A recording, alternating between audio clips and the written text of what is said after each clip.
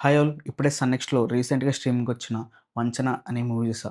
Movie ఎలా ఉందంటే నాకైతే యావరేజ్‌గా అనిపించిందన్నమాట. ప్లాట్ ఏంటంటే ఒక పాస్టర్ చనిపోతాడు. వాళ్ళ డ్రైవర్ మీద మొత్తం అనుమానంగా ఉంటదన్నమాట. ఎవిడెన్స్ అంతా కూడా వాళ్ళ డ్రైవరే చేసుంటాడు. తనే విక్టిమ్ అన్నట్టుగా చూపిస్తా ఉంటాయన్నమాట. సో, వాళ్ళ ఫ్యామిలీ వాళ్ళకి ఏం చేయాలో తెలీదు. అదే టైంకి మన హీరో వాలంటీర్‌గా ఈ కేస్‌ని వాదించడానికి వస్తాడన్నమాట. సో, ఇంతకీ ఆ డ్రైవరే నిజంగా పాస్టర్‌ని చంపాడా? అసలేమైంది?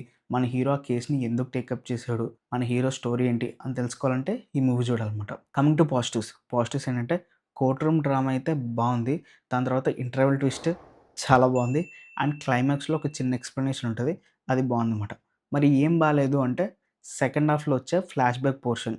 అది బానే ఉంది కానీ చాలా స్లోగా వెళ్తదన్నమాట. అండ్ కొంచెం రొటీన్‌గా అనిపిస్తది.